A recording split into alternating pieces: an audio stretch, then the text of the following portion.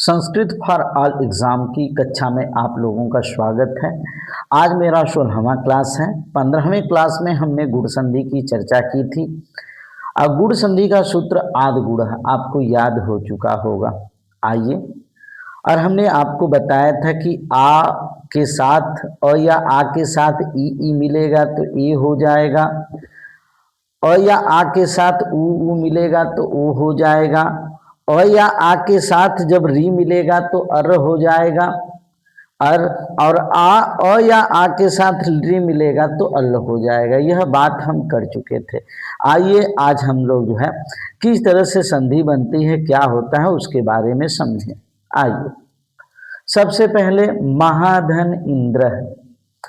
पहले शब्द का अंतिम वर्ण आ है और दूसरे शब्द का प्रथम वर्ण ई है। आ और ई मिलके क्या हो जाएगा? आप कहेंगे ए हो जाएगा। ए, और यहाँ पे आ की जगह पे न आ रहेगा न ई की जगह पे ई रहेगा, बल्कि दोनों के जगह पे क्या हो जाएगा? ए हो जाएगा। म है ह और ह पे ए हो जाएगा तो महेंद्र हो जाएगा। महाधन इंद्र महेंद्र आद गुण। दूसरे नंबर पे चलते हैं। गणधन ईश। पहले शब्द का अंतिम वर्ण क्या है? वर्ण विच्छेद भी हम आपको बता चुके हैं। आप वीडियो देखेंगे आपको समझ में आ जाएगा। गढ़ में अंतिम वर्ण अ है और ईशा का शुरू वाला वर्ण ई है। अ और ई मिलके ए हो जाएगा। न अ रहेगा न ई रहेगा, बल्कि इन दोनों के स्थान पे ड़ पे ए की मात्रा हो जाएगी तो हो जाएगा गणेश। संधि का सूत्र आद गुण है। इसी प्रकार सूर्यधन उदय, सूर्योदय, अ और उ मिलके ओ हो जाएगा आद गुण। महाधन उत्सव, आ और उ मिलके क्या हो जाएगा भैया? उत्सव में आपको याद रखना है कि छोटा उ रहेगा। महा आ और उ मिलके ओ हो जाएगा। न आ रहेगा न ऊ रहेगा, दोनों के जगह पे ओ हो जाएगा। ह पे आ की मात्रा नहीं रहेगी और उत्सव में ऊ नहीं रहेगा, बल्कि ह पे अब आ और ऊ का मतलब ह पे ओ की मात्रा हो जाएगी। महोत्सव आद गुण। अब देखिए, महाधन ऊर्जा, ध्यान देने वाली बात है, ऊर्जा में बड़ा ऊ रहता है।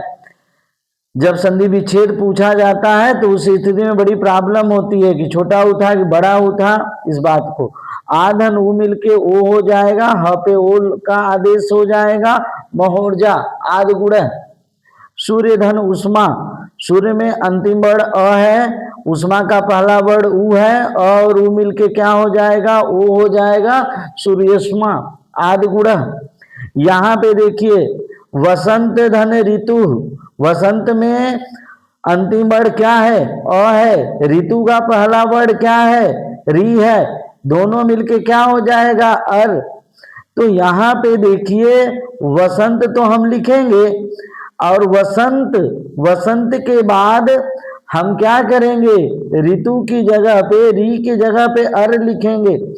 तो अर लिखने का मतलब यहाँ पे जब हम वर्ण विच्छेद करेंगे तो वसंत के नीचे हलंत रहेगा प्लस अ प्लस री और प्लस टू।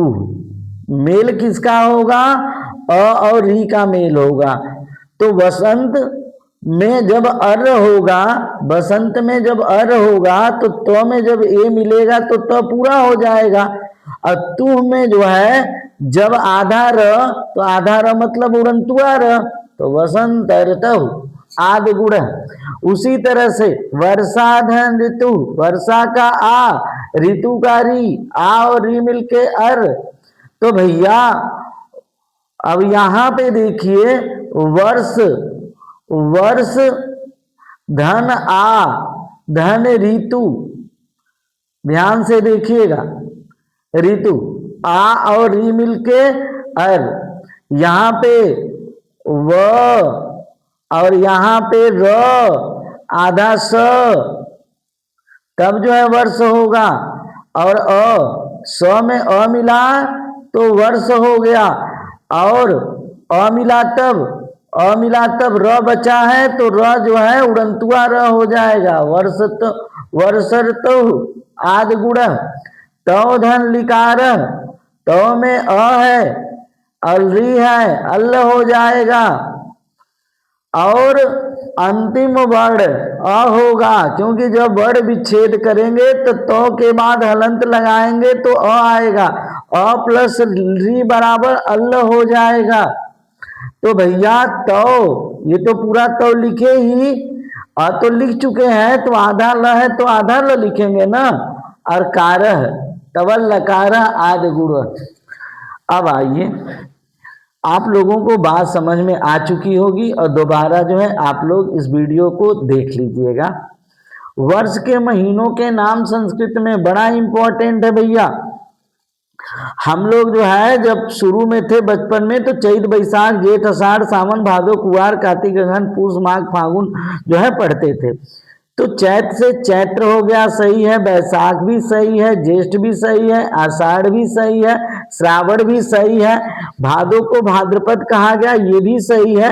लेकिन ये चीज सबसे ज्यादा पूछी जाती है, अश्विन। आश्विन, आश्विन कुआर को कहा जाता है, आश्विन। कार्तिक, अब मार्गशीर्ष को अगहन कहा जाता है, कई बार परीक्षाओं में पूछा गया है। मार्गशीर्ष, पौष, माघ, फाल्गुन। तो आइए, चैत्र, बैसाख, ज्येष्ठ, आषाढ़, श्रावण, भाद्रपद, आश्विन। अब आप आश्विन पढ़ेंगे, भाद्रपद के बाद कुआर नहीं पढ़ेंगे, आश्विन पढ़ेंगे। कार्तिक, अगहन नहीं पढ़ेंगे, मार्गशीर्ष, पौष, माघ, फागुन। फिर एक बार आइए, चैत्र, बैसाख, ज्येष्ठ, आषाढ़, श्रावण, भाद्रपद, आश्विन, कार्तिक, मार्गशीर्ष, पौष, माघ, फागुन। याद हो गया होगा। अब चलते हैं, यहां पे मधु शब्द का सप्तमी विभक्ति बहुवचन रूप पूछा है, तो आप तो बता ही देंगे मधुसु। लेकिन मधु का कोई भी रूप पूछा जा सकता है। मधु शब्द का रूप जो है परीक्षा के लिए बड़ा इंपॉर्टेंट है। उकारांत नपुंसक लिंग है भैया, मधु में उकारांत नपुंसक लिंग है। आप मधु को लड़की समझ के स्त्रीलिंग मत कर लीजिएगा। कभी परीक्षा में मधु शब्द जो है कौन से लिंग के अंतर्गत आएगा तो आप कहेंगे नपुंसक लिंग। आइए, एक वचन में हम सभी विभक्ति में एक वचन का रूप देखते हैं। मधु, बड़ा प्यारा नाम है, मधु, मधु। तीसरे नंबर पे मधुना। चतुर्थी विभक्ति में, चतुर्थी विभक्ति एक वचन, मधुने, मधुनः, मधुनः, दो बार, मधुनी, हे मधु। यहाँ पे मधु ने, मधु को, मधु के द्वारा, मधु के लिए, मधु से अलग होना, मधु का, मधु में, हे मधु। अब आपको ये समझ में आ गया होगा, आप याद करिए, याद हो जाएगा, लिख लीजिएगा। मधु, मधु। तीसरे में मधुना, बड़ा इंपॉर्टेंट है, मधुना, मधुने, मधुनः, मधुनः, मधुनी, मधुनी भी बहुत इंपॉर्टेंट है, मधुना भी इंपॉर्टेंट है, मधुने भी इंपॉर्टेंट है। तो मधु, मधु, मधुना, मधुने, मधुनः, मधुनः, मधुनी, हे मधु। और सिंगल में है, आपकी वाहनी अगर मधु है तो आप उसको जो है कह सकते हैं हे मधु, ठीक है। आप सिंगल में कहेंगे लेकिन द्विवचन में नहीं। तो एक वचन में यहां से थोड़ी सी विकृति हो जाती है, लेकिन द्विवचन में ये विकृति नहीं होती है। अब आइए, मधुनी, मधुनी। यहां पे देखिए द्विवचन में ध पे छोटा ऊ की मात्रा है, द्विवचन पे ध पे छोटा ऊ की मात्रा आप याद रखिएगा, क्योंकि यही चीज बहुत बार पूछी जाती है, बच्चे कंफ्यूजन कर जाते हैं। द्विवचन में ध पे छोटा ऊ की मात्रा तो न पे बड़ी की मात्रा, और बहुवचन में ध पे बड़ा ऊ की मात्रा, बहुवचन है ना, तो न पे छोटी की मात्रा। तो जब यहाँ छोटा ऊ की मात्रा रहेगी तो न पे बड़ी की मात्रा रहेगी। तो मधुनी, मधुनी, दोनों जो है बहुत इंपॉर्टेंट है। मधुभ्याम, मधुभ्याम, मधुभ्याम, ये तो कहेंगे बहुत आसानी, तो सब में आता है। मधुनोह, यो यो नहीं है, यहाँ नोनो है, मधुनो, मधुनो। और दो मधु नाम की लड़की है तो उनका नाम आप नहीं बिगाड़ पाएंगे। जो यहाँ पे रहेगा मधुनी, वही चीज इसमें बोलना पड़ता है, हे मधुनी। तो आपको याद होगा, मधुनी, मधुनी, मधुनी, मधुनी, ध पे छोटा हूं, न पे बड़ी, मधुनी, मधुनी, मधुभ्याम, मधुभ्याम, मधुभ्याम, मधुनो, मधुनो, हे मधुनी। अब यहाँ पे ध पे बढ़ाव की मात्रा है बहुवचन में, यह ध्यान दीजिएगा, ये कोडिंग है। ध पे बढ़ाव की मात्रा, मधुनी, मधुनी, मधुभी। आप कहेंगे सर तो सब में रहता है मधुभी। मधुभ्य, मधुभ्य, मधुनाम, मधुसु। सप्तमी बहुवचन बड़ा आसान रूप पूछा है, मधुसु। हे मधुनी, मतलब ये चीज और ये चीज एकदम सेम टू सेम रहेगी भैया। तो आइए एक बार आप फिर मधु के रूप को देखते हैं। एक वचन में मधु, मधु, मधुना, मधुने, मधुना, मधुना, मधुनी, हे मधु या हे मधु। अकेली है बोल लीजिए, आपकी बहन ही है। मधु दो मधु के साथ है। मधुनी, ध पे छोटा हूं, न पे बड़ी, मधुनी, मधुनी, मधुभ्याम, मधुभ्याम, मधुनो, मधुनो, हे मधुनी। यहां नाम बिगाड़ नहीं पाएंगे, जैसा यहां वैसा यहां। मधुनी, ध पे बड़ा हूं, न पे छोटी, मधुनी, मधुनी, मधुभी, मधुभी, मधुभ्य, दो बार मधुभ्य। चतुर्थी और पंचमी में मधुनाम, यह भी बार बार आता है। और यहां पे मधुसु, मूर्धन्य सा है, हे मधुनी। तो यह बात मधु का रूप आपको याद हो गया, और नहीं याद हो गया होगा तो एक बार लिख लीजिएगा और अपने नोट्स पे बार बार इसको लिखिएगा, आपको याद हो जाएगा।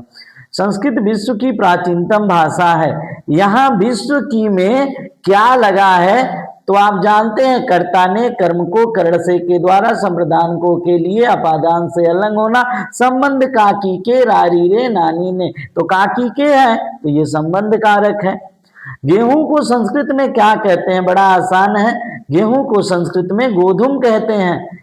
ज्ञ का संयुक्त रूप क्या है, आपको हिंदी में भी बताया गया है, ज प्लस य। प्रियंगु शब्द बोधक है। प्रियंगु शब्द जो है किसका बोधक है, बाजरा का। तो इस प्रकार की बिना टाइम वेस्ट किए सच्ची और अच्छी वीडियो पाने के लिए हमारे चैनल को आप सब्सक्राइब कर चुके हैं, सब्सक्राइब करवाइए। Thanks for watching this video.